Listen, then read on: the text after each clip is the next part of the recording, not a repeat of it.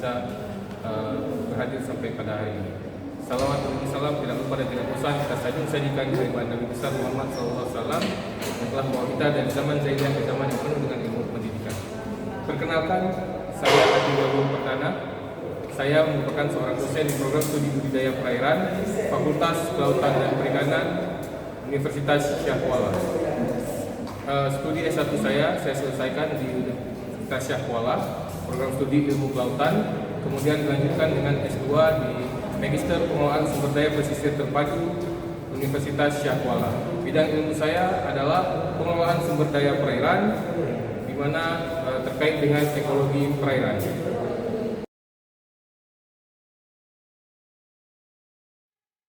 Sebagai seorang dosen, tentu saja kita memiliki kewajiban tridharma perguruan tinggi, yaitu pengajaran, penelitian, dan pengabdian kepada masyarakat. Video ini saya buat sebagai pernyataan diri dosen dalam unjuk kerja tridharma perguruan tinggi atau PDD UKT-PT dalam bidang pendidikan dan pengajaran. Pada video ini, saya akan melaksanakan pembelajaran pada mata kuliah yang sesuai dengan bidang keahlian saya, yaitu mata kuliah ekologi perairan. Mata kuliah ini sendiri merupakan mata kuliah wajib di program studi budidaya perairan Fakultas Kelautan Perikanan Universitas Syah Kuala. Mata kuliah ekologi perairan memiliki kode FFKP 1006 dan memiliki bobot 3 SKS. Dengan rincian SKS, 2 SKS teori dan 1 SKS praktikum. Praktikum sendiri dilakukan di dalam laboratorium dan juga praktikum lapangan. Sementara 2 SKS teori dilakukan dalam pertemuan tatap muka di kelas. Dalam mata kuliah ekologi perairan ini, kami memiliki tim teaching, yaitu ada Ibu Nur Fadilah selaku koordinator mata kuliah program studi budidaya perairan, dan Bapak Nanda Muhammad Razi, Eskel MSI. Sebelum melakukan proses pembelajaran, tim teaching mata kuliah ekologi perairan telah membuat RPS berbasis Outcome Based Education atau OBE. Dalam RPS ini telah disusun capaian pembelajaran lulusan program studi, yaitu CPL 01, di mana CPL 01 ini berisi mahasiswa mampu menguasai teori dan konsep pengetahuan umum, sains dasar, serta teori dan teknik dasar bidang ilmu kelautan dan perikanan. Selain CPL, di RPS juga dicantumkan CPMK atau capaian pembelajaran mata kuliah, yaitu ada CPM 055 di mana menjelaskan pengertian dan ruang lingkup ekologi perairan. Sementara CPM berikutnya, CPM 056, menjelaskan pengertian populasi, sifat, struktur populasi, dan komunitas. CPM 057, memahami aliran energi dalam ekosistem, serta siklus materi dalam ekosistem. Selanjutnya, CPM 058, menjelaskan faktor-faktor pembatas dalam ekologi perairan, serta mampu menjelaskan perkembangan dan evolusi ekosistem. Yang terakhir ada CPM 059, yaitu memahami konsep dasar dan jenis-jenis pencemaran. Nah, di CPM 059 inilah nanti yang akan dijabarkan dalam pengajaran yang akan saya lakukan, yaitu pada pertemuan ke-11.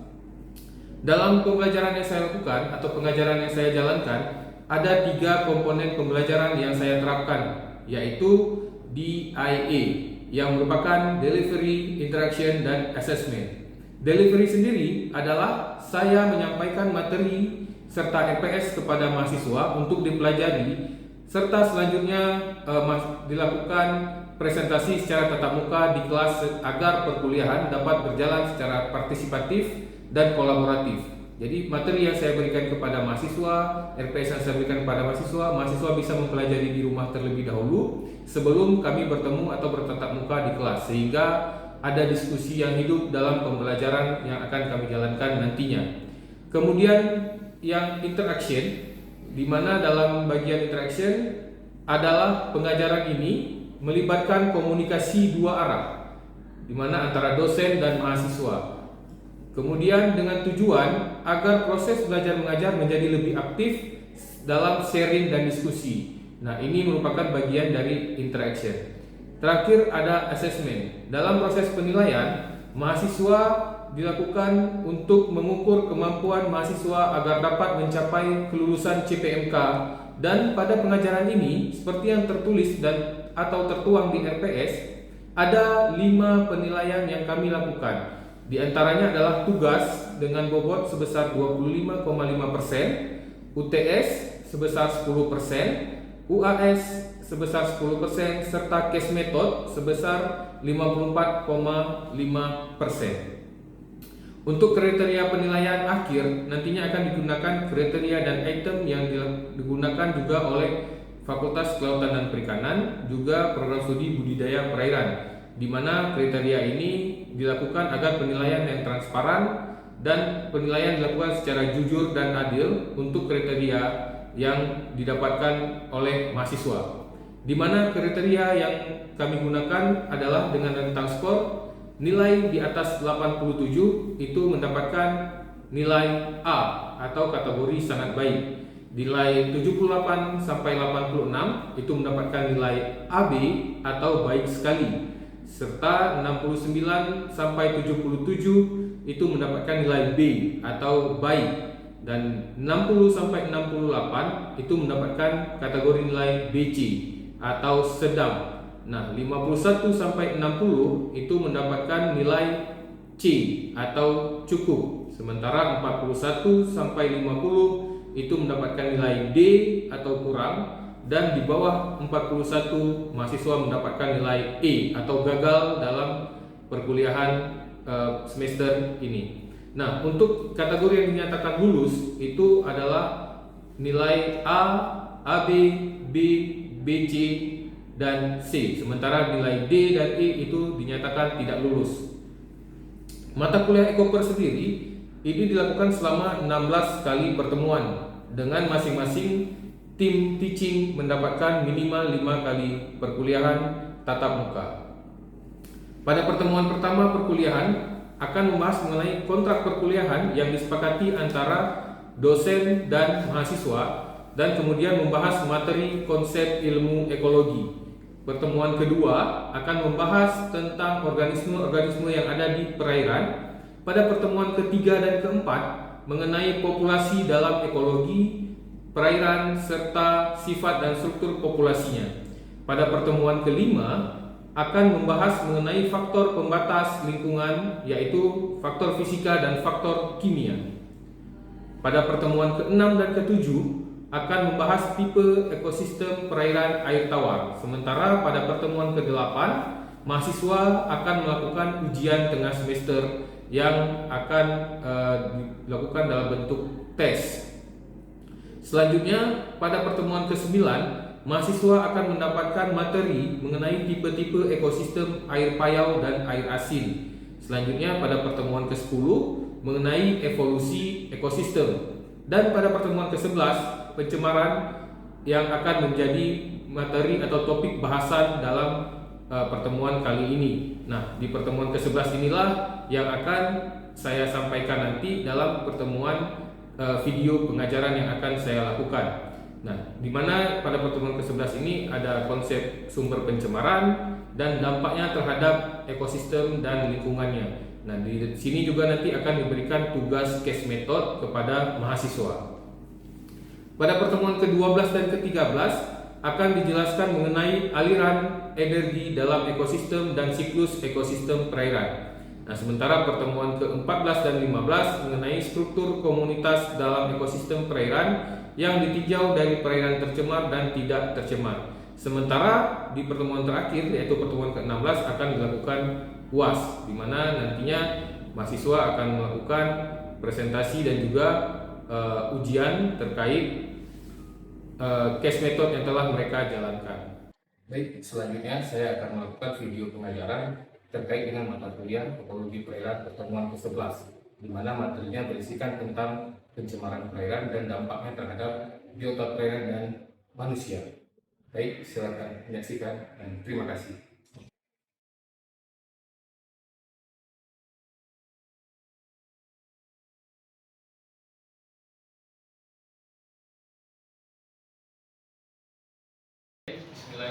Assalamualaikum warahmatullahi wabarakatuh. Waalaikumsalam warahmatullahi wabarakatuh. Ya, kita bertemu lagi di mata kuliah Ekologi Perairan di pertemuan ke-11 ya. Jadi mahasiswa yang sudah hadir semua. Saya harap kita bisa melakukan perkuliahan dengan efektif dan berharap ada diskusi yang bisa kita lakukan nanti dalam perkuliahan kali ini. Mungkin sebelum memulai perkuliahan, ada baiknya kita berdoa dulu agar diberikan kelancaran dan keberkahan dalam perkuliahan hari ini. Kita mulai, diperlukan masing-masing berdoa, mulai.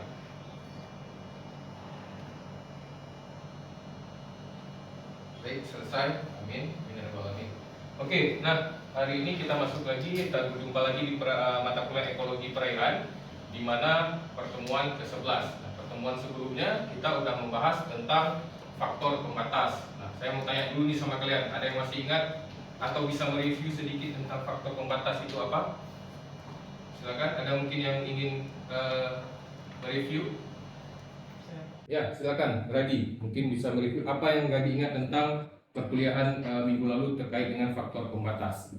Silakan. Pak, izinkan saya Radi Ristamaro sedikit memberikan review atau mengulang kembali materi yang saya ingat yang sudah Bapak sampaikan minggu lalu. Mungkin terkait faktor pembatas, pertama itu adalah pengertian dari faktor pembatas. Jadi faktor pembatas itu adalah unsur atau suatu kondisi lingkungan yang mempengaruhi bagi si biota akuatik, di mana jika dia terlalu rendah atau tinggi itu akan menghambat pertumbuhan dan kelangsungan hidup. Nah, jadi faktor pembatas itu dibagi menjadi 3, yaitu pembatas yang bersifat kimia, fisika, dan biologi. Nah, untuk contoh faktor pembatas sendiri bagikan mungkin dari parameter kimia adalah pH dan parameter fisika adalah suhu. Nah, jadi jika suhu dan pH itu kisaran yang tidak optimal bagi ikan, itu akan menghambat pertumbuhan dan kelangsungan hidup. Mungkin seperti itu, Pak. Baik, terima kasih ya. Sudah bagus ya apa yang tadi disampaikan. Itu sudah kita bahas di minggu lalu, ada faktor kimia, fisika, biologi seperti pH, salinitas, dan juga DO mungkin ya yang akan berdampak kepada si ikan. Mungkin ada yang bisa menambahkan satu lagi? Ya, silakan Bella. Kalau dari minggu lalu kan kita ada bahas juga tuh Pak, faktor abiotik sama biotik. Kalau di faktor abiotik tadi seperti yang dijelaskan tadi itu ada suhu, pH, salinitas. Nah, kalau dari faktor biotiknya sendiri itu ada persaingan antar spesies dan penyakit, lebih ke patogennya Pak. Ya, jadi ada beberapa faktor selain tadi pH, salinitas, dan biotik dan abiotik itu juga memberikan pengaruh kepada si biota dan lingkungan sekitarnya. Oke, saya rasa pertemuan minggu lalu sudah paham semua ya. Nah, kalau kalian lihat gambar ini, kira-kira kita akan membahas tentang apa nih hari ini? Pencemaran ya. Kenapa bisa tahu pencemaran? Banyak sampah. Ini akan membahas tentang pencemaran pada perairan dan dampaknya. Nah, apa yang jadi penyebabnya ya, sumbernya dari mana, kemudian dampaknya terhadap manusia ataupun biota perairan yang ada di situ seperti apa. Nah, kita akan membahas di pertemuan kali ini ya.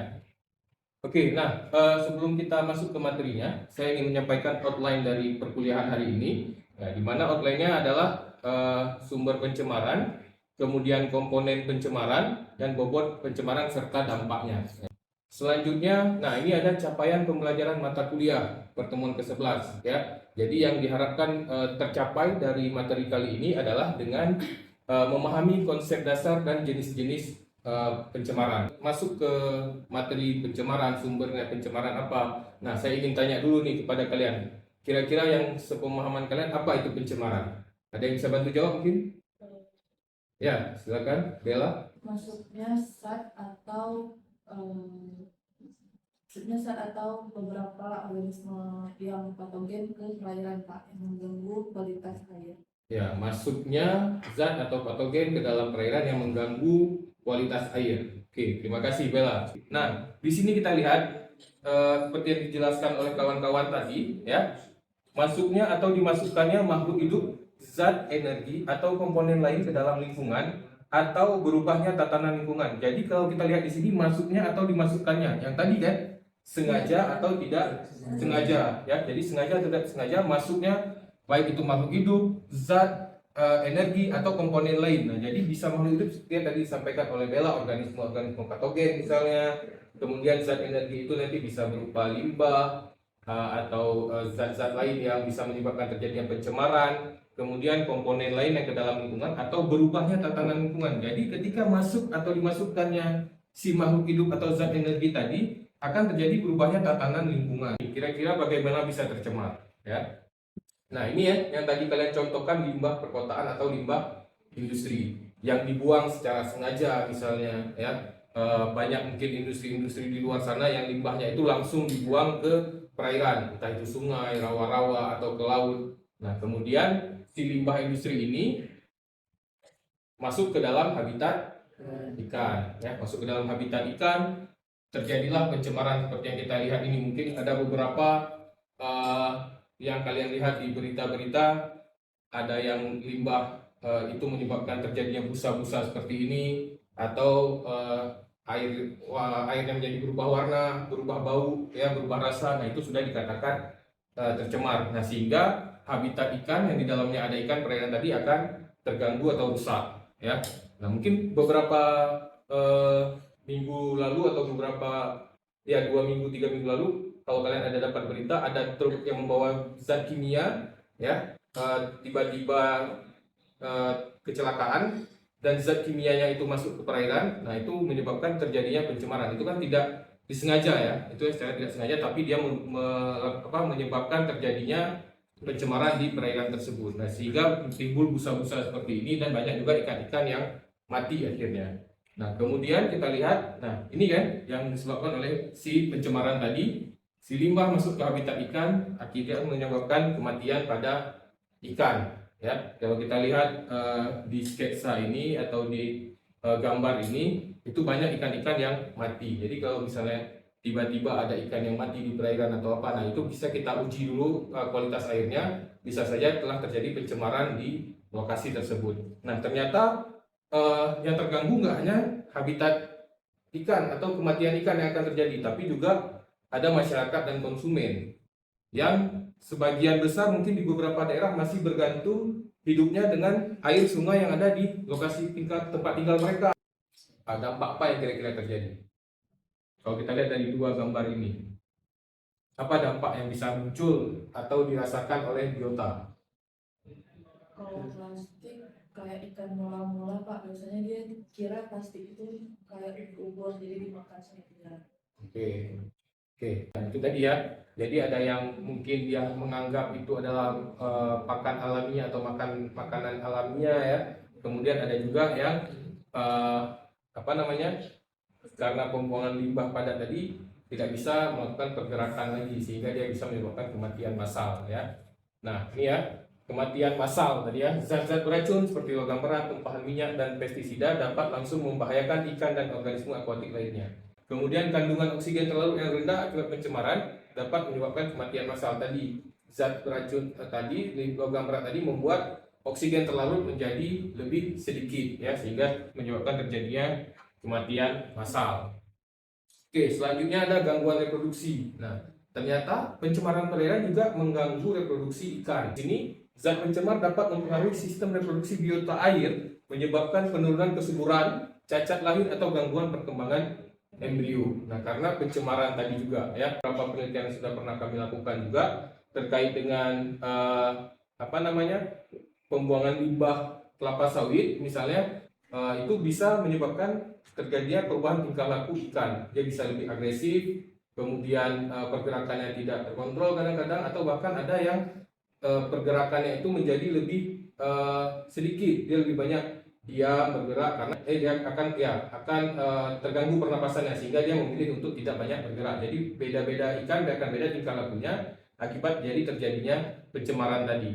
Nah, nah ini penurunan keanekaragaman hayati, ya, bisa disebabkan oleh pencemaran juga. Yang di awal tadi karena populasi ikannya semakin berkurang, keanekaragamannya semakin berkurang disebabkan oleh pencemaran. Ada ikan-ikan yang mungkin nggak tahan nih dengan faktor pembatas tadi, ya, yang suhunya terlalu rendah atau terlalu tinggi. Si ikan jenis A nggak tahan, dia akhirnya mati. Ini juga merupakan hasil penelitian yang pernah kami lakukan, ini ada sekitar 13 jenis ikan yang masih terdapat di Sungai Celike. Nah, bisa saja ikan-ikan ini nanti akan sulit didapatkan kalau si sungai sudah terkontaminasi atau telah terjadi pencemaran. Nah, jadi dengan adanya jumlah ini, ya kita berharap mungkin bisa bertambah atau ya setidaknya jangan berkurang. Ya mudah-mudahan sungainya bisa tetap terjaga sehingga jenis-jenis biota yang ada di situ semakin banyak dan semakin beraneka ragam. Ya, jadi pencemaran juga dapat menyebabkan penurunan keanekaragaman hayati pada perairan tersebut. Ya, oke. Selanjutnya gangguan rantai makanan. Ini juga disebabkan oleh pencemaran. Tadi ikan yang jenis A yang harusnya menjadi mangsa dari predator di atasnya mati nih, ya sehingga predatornya semakin banyak kan. Dia nggak bisa mendapatkan makanannya lagi. Nah itu akan terjadi rantai makanannya akan rusak atau terganggu. Dia akan mencari mangsa yang lain atau bisa saja dia memangsa sesamanya jika jenis tersebut kanibal. Ya. Oke, selanjutnya ada kerusakan ekosistem, ya, di mana pencemaran air dapat merusak habitat penting bagi biota seperti terumbu karang, hutan mangrove. Nah, banyak kita lihat terumbu karang kan paling sensitif ya. Ketika terjadi perubahan suhu, dia langsung bisa mengalami bleaching misalnya ya. Oke, selanjutnya dampak terhadap kesehatan manusia. Tadi dampak terhadap biota ikan ya. Sekarang dampak terhadap manusia. Nah, kira-kira apa yang bisa terjadi atau terdampak pada manusia yang diakibatkan oleh pencemaran? Penyakit kulit mungkin Pak. Kanker, Pak. Kanker, penyakit kulit, apa lagi? Diare, Pak. Hah? Diare, Pak. Diare ya. Nah, itu yang biasa atau yang sering terjadi pada manusia yang terdampak dari pencemaran perairan ya. Nah, kita lihat nih ya, konsumsi ikan dan makanan laut yang terkontaminasi polutan dapat menyebabkan keracunan pada manusia. Makanya beberapa kali pernah terjadi berita jangan makan ikan dari perairan A karena sudah tercemar, dikhawatirkan akan berdampak pada kesehatan ya kan. Nah, ini pencemaran perairan juga dapat mencemari sumber air minum dan mengancam kesehatan manusia ya. Oke, ini yang ingin saya tampilkan di terakhir. Ada yang udah pernah dengar tragedi Minamata? Pada tahun 1950 Jepang dihentak sebuah kasus pencemaran merkuri. Ya, nah, mungkin ini cewek-cewek yang pakai merkuri kan, nah, itu dampaknya cukup berbahaya ya. Jadi dihentak sebuah kasus pencemaran merkuri. Kasus ini disebut tragedi Minamata atau Minamata disaster. Ya, peristiwa Minamata didokumentasikan dengan baik oleh Goldberg tahun 1974. Hasil dokumentasi itu menggambarkan akibat pembuangan limbah industri yang mengandung metil merkuri ke laut pada tahun 1930-an. Jadi ada sebuah pabrik yang dibangun di daerah sekitar Teluk Minamata, zat kimia, di mana salah satu bahannya itu adalah merkuri. Nah, si bahan katalisnya ini merkuri itu dibuang sebagai limbah ke perairan tersebut. Di perairan Teluk Minamata tadi, di situ masyarakat masih menggantungkan kehidupannya. Ada yang mencari ikan di situ dan makan ikan hasil dari tangkapan di situ. Konsumsi ikan dan kerang di Teluk Minamata yang tercemar metil merkuri ribuan penduduk dari dua wilayah di pesisir Minamata, yaitu Provinsi Kumamoto dan Kagoshima menjadi korban. Minamata bukanlah penyakit menular, jadi dia bukan menular. Dia masuk ke dalam tubuh kita, terkontaminasi, terakumulasi sehingga kemudian dia menjadi rusak ya tubuh kita. Jadi dia bukan menular, tapi karena banyaknya mengkonsumsi zat-zat kimia tadi. Nah, alami oleh mereka itu mereka kejang-kejang ya, kemudian saraf yang jadi terganggu. Nah, mungkin kalau kalian lihat videonya nanti di YouTube itu ada yang dikenal seperti dancing cat ya, jadi seperti kucing ya. Nah, ini beberapa mungkin tidak terlalu terlihat jelas ya. Nah, mungkin bisa dilihat bagaimana anak kecil ya, dewasa yang banyak mengkonsumsi itu. Nah, itu tadi dia nggak langsung berdampak ke masyarakat sekitar ya yang mengkonsumsi ikannya. Nah, makanya kalau kita merkuri ini mungkin nggak langsung berdampak ke kita kan, lama-kelamaan nanti seperti yang tadi dijelaskan ada yang menyebabkan kanker atau penyakit-penyakit yang lainnya yang bisa muncul. Oke, nah sebelum saya tutup ada yang ingin ditanyakan terkait dengan pencemaran perairan tadi? Kalau misalnya satu sungai udah tercemar tuh hal apa yang paling bagus kita buat Pak, untuk membuat sungai itu jadi normal lagi? Misalnya Terima kasih ya, cukup bagus pertanyaannya ya. Kira-kira dari kalian dulu nih, ada nggak yang bisa menjawab pertanyaan dari Mukhtar? Ya, gimana kira-kira apa yang bagusnya kita lakukan kalau kita tahu sungainya sudah tercemar? Gimana?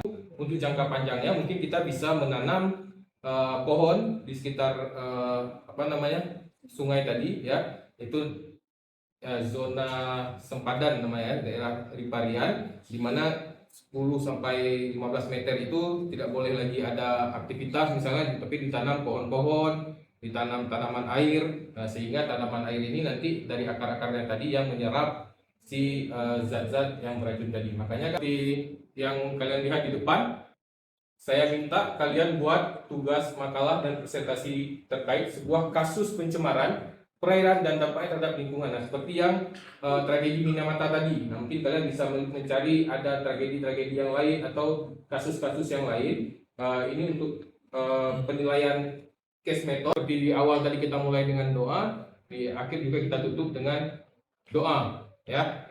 Oke, kita keluar, nanti ruangannya tolong dirapikan lagi kursi-kursinya, kemudian lampu dan AC-nya juga dimatikan.